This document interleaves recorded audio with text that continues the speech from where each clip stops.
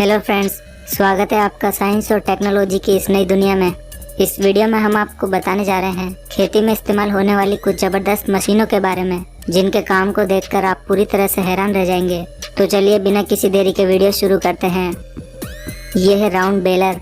इस तरह की मशीनों का इस्तेमाल चारे की राउंड बेल्स बनाने के लिए किया जाता है। इस मशीन को ट्रैक्टर से अटैच करके चलाया जाता है और इस मशीन को चारे के ऊपर चलाया जाता है, जिससे ये मशीन जमीन पर पड़े चारे को अंदर खींचकर उसे इकट्ठा करती जाती है और उन्हें राउंड शेप में लपेटती जाती है और थोड़े समय बाद उनकी बेल्स बनाकर उन्हें जमीन पर छोड़ देती है। इस तरह की बेल्स बनाकर ज़्यादा से ज़्यादा चारे को कम साइज में इकट्ठा करके रखा जा सकता है। यह है टेनको 1320। यह भी एक कमाल की मशीन है जो कि चारे की बेल्स को प्लास्टिक फिल्म में रैप करने का काम करती है। ये मशीन सबसे पहले एक राउंड बेल को उठाती है और उसे गोल गोल घुमाते हुए चारों तरफ से प्लास्टिक फिल्म में रैप करती जाती है और अच्छी तरह से रैप करने के बाद इस मशीन में लगे ब्लेड से इस प्लास्टिक फिल्म को काट दिया जाता है और फिर इसे ज़मीन पर छोड़ दिया जाता है। इस तरह की प्लास्टिक फिल्म से रैप किए हुए चारे की बेल्स को लंबे समय तक स्टोर करके रखा जा सकता है और ज़रूरत पड़ने पर इन बेल्स को खोलकर पशुओं को दिया जा सकता है। ये है बेड फॉर्मिंग। इस तरह की मशीनों का इस्तेमाल खेतों में मिट्टी के बेड बनाने के लिए किया जाता है। ये मशीन जमीन में एक उभरी हुई सतह का निर्माण करती है। इस मशीन में पीछे की तरफ 4 रोलर लगे हैं जो कि मिट्टी को एक उभरी हुई शेप में जमाते जाते हैं। इस तरह से तैयार किए गए इन मिट्टी के बेड के बीच में फसल को बोया जाता है। इस तरह के बेड बनाने से इनके बीच की लाइन में पानी देना आसान हो जाता है और इससे फसलों को इक्वली पानी भी मिलता है। यह है प्लास्टिक मल्चिंग। इस तरह की मशीनें भी शायद ही पहले आपने कभी देखी होगी। जब इस मशीन को मिट्टी में चलाया जाता है तो ये मशीन मिट्टी को प्लास्टिक की फिल्म में कवर करते जाती है और साथ ही ये मशीन इन प्लास्टिक फिल्म में होल करके उसमें लगातार बीज भी डालते जाती है। इस तरह से मिट्टी को प्लास्टिक फिल्म में रैप करने से मिट्टी का मॉइस्चर लंबे समय तक बरकरार रहता है, जिससे फसलों को कम पानी की जरूरत पड़ती है और इस प्लास्टिक फिल्म के अंदर फसलों को ग्रो होने के लिए एक अच्छा एनवायरनमेंट भी मिलता है। ये है मोबिलर गुली मिक्सर। ये एक तरह की बड़ी मिक्सिंग क्रेन होती है जिसका इस्तेमाल बायोगैस की स्लरी बनाने में किया जाता है। बायोगैस प्लांट में गोबर और सारे जरूरी केमिकल्स को डालने के बाद उसे इस मशीन के जरिए मिक्स किया जाता है। इस मशीन में आगे की तरफ ग्राइंडर लगा होता है जो कि सारे इंग्रेडिएंट को मिक्स करते जाता है। इस मशीन को रिमोट के जरिए ऑपरेट किया जाता है। इस तरह से इंग्रेडिएंट को अच्छी तरह से मिक्स करने के बाद एक बायोगैस स्लरी तैयार होती है जिससे बायोगैस प्रोड्यूस की जाती है। यह है बिग बर्ड 747। यह ट्रैक्टर दुनिया का सबसे बड़ा और पावरफुल ट्रैक्टर है। इस ट्रैक्टर की पावर देखकर आप पूरी तरह से हैरान रह जाएंगे। यह अकेला ट्रैक्टर 10 नॉर्मल साइज ट्रैक्टर के बराबर है। इस ट्रैक्टर की हाइट 14 फीट है और इसमें 1100 हॉर्स पावर का पावरफुल इंजन लगा है और इसमें पीछे की तरफ 21 प्लोविंग अटैचमेंट यानी कि हल लगाए गए हैं, जिनकी मदद से यह ट्रैक्टर महज 2 मिनट में ही 1 हेक्टेयर जमीन को प्लोविंग कर सकता है। और इसमें जमीन पर हल चलाते समय इसकी जमीन पर मजबूत ग्रिप बनाने के लिए इसमें ट्रिपल टायर लगाए गए हैं, जिस वजह से ये जमीन पर आसानी से अच्छी ग्रिप बना पाता है और इतना हैवी वर्क कर पाता है।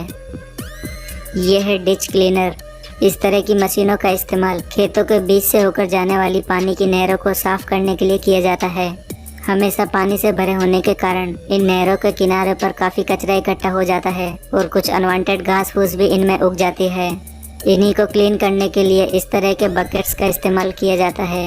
ये बकेट्स जालीदार होते हैं जिससे ये कचरे को पानी से अलग करके उन्हें किनारे पर लगाते जाते हैं और लंबे समय तक इन नहरों की सफाई न होने के कारण इनमें धीरे धीरे मिट्टी भी जमा होती जाती है, जिनसे इसकी गहराई भी कम हो जाती है।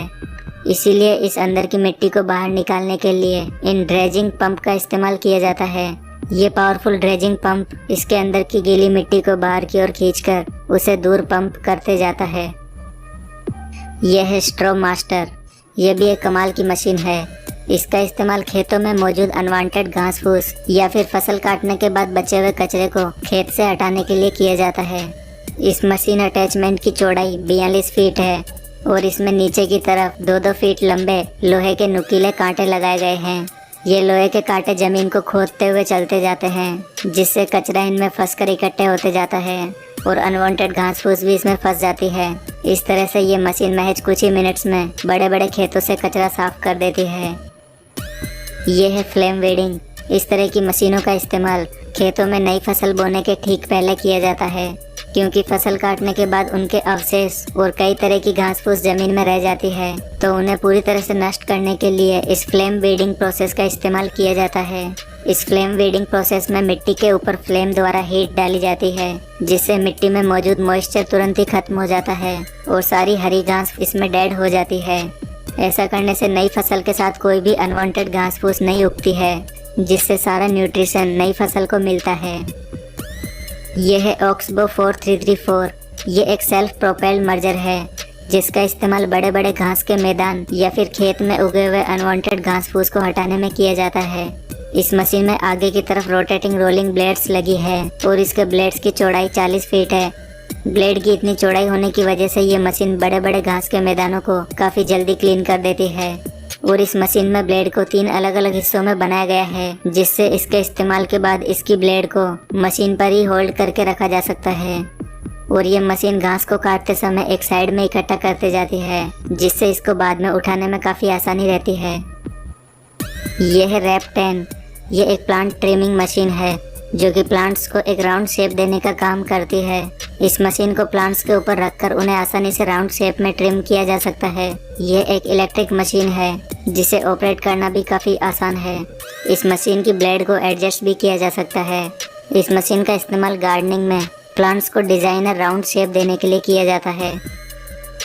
यह है मॉडेलो A500 LS है। ये एक बड़ा वाटर पंप है, जिसे ट्रैक्टर से अटैच करके चलाया जाता है। इस तरह के वाटर पंप का इस्तेमाल नहरों से पानी को मोड़कर खेतों में डालने के लिए किया जाता है।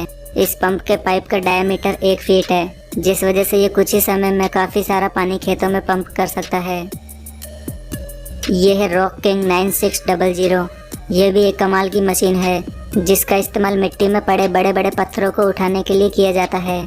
इसमें आगे की तरफ 3 रोटेटिंग बकेट लगे हैं, जो कि लगातार घूमते हुए इसके पीछे लगे कंटेनर में पत्थरों को इकट्ठा करते जाते हैं।